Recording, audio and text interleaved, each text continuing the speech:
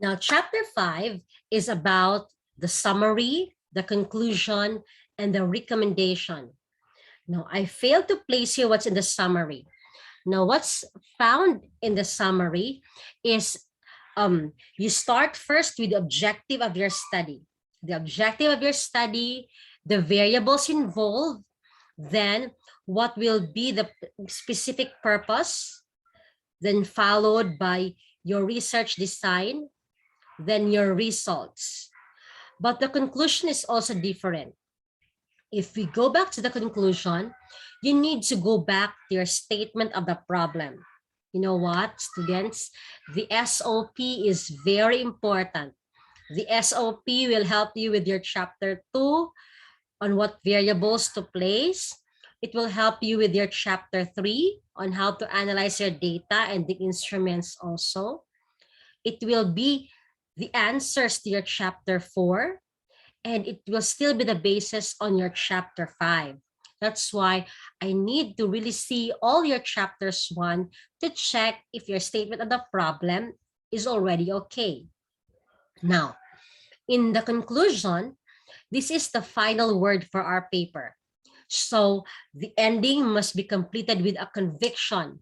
Like once someone will read your conclusion, it means that you are really convinced that this is the results of your data.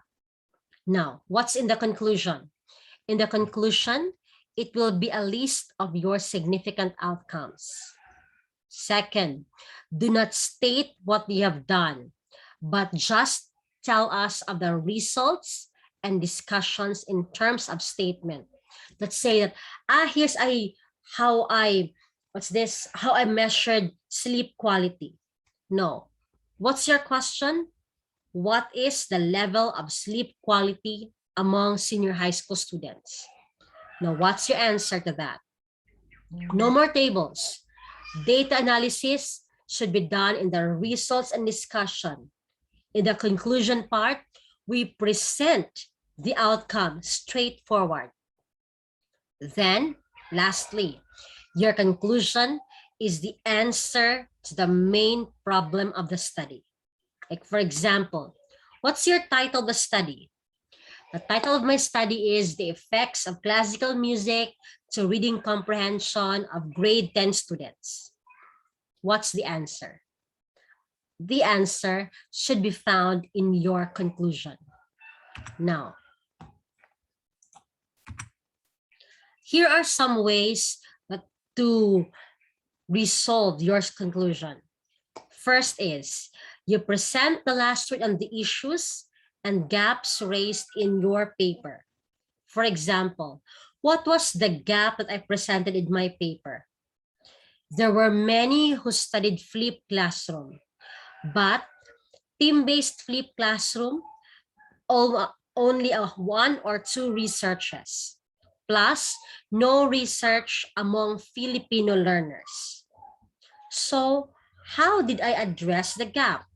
What's the effect of team-based flipped classroom among Filipino learners? That must be addressed there. Next, number 2, you summarize your thoughts and convey the broader significance of your study. For example, what did the past research say?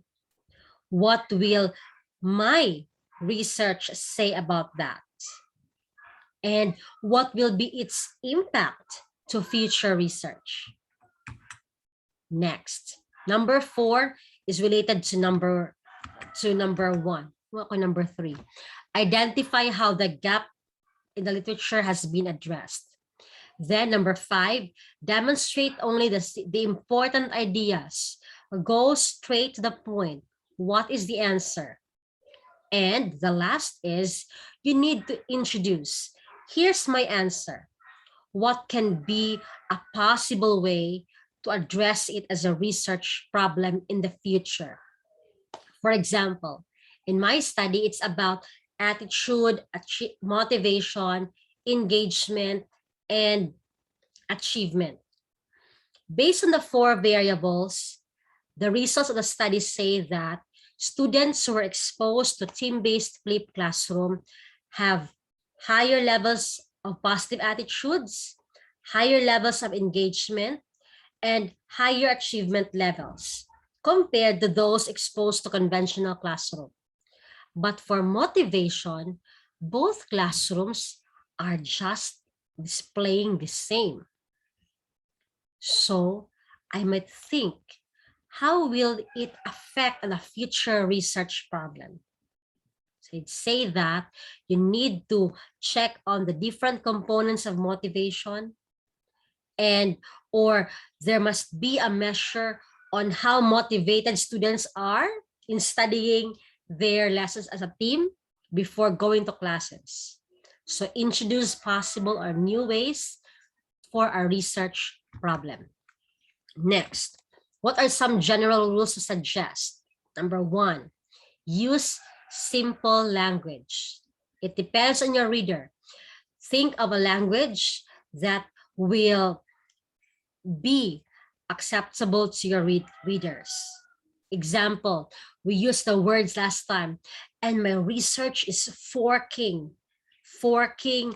the gist of sleep quality, and I've seen as the prowess in research. What's that? Again, use simple language. Second, provide a synthesis of arguments. We discuss data analysis in results and discussion. Do not copy paste the same in the conclusion. Like, here's the question, don't explain anymore. So what? What's the answer? Then again, letter C, indicate opportunities for research. Now here's a sample on how I stated my conclusion. Based on the findings, the following conclusions are drawn. I have 7 questions. So basically in my conclusion, you'll also read 7 paragraphs. 1 paragraph for each question, so that the reader will have focus that, paragraph number 1 is the answer to SOP number 1. Paragraph number 2 is the answer to SOP number 2. But again, no one-sentence paragraphs in writing. If your answer will only be in 1 paragraph, then how can you elaborate that to another sentence? But if it's really short, then lump it in 1 paragraph, okay? So how will I present my conclusion? In a research, this is how I present it in my paper. But how will I present it in a research presentation? Excuse me if I'll use my presentation in my dissertation for another research conference. So you will see the format of the research slides, para siya blue, maroon, and green, maroon, and gold. So here's how I present it in my research presentation. For the conclusions of the study, here, I already divided it into parts. They are different in terms of what? Levels of attitude, self-confidence and value, engagement, emotional engagement, and higher achievement scores.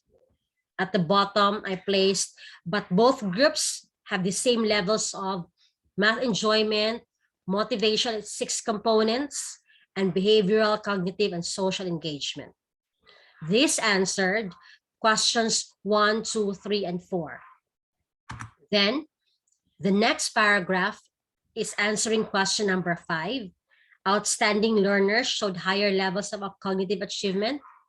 Then the next one, the path diagram, that attitude, motivation, engagement are having a relationship, but only engagement is a significant predictor. And these are the qualitative things. That's how you do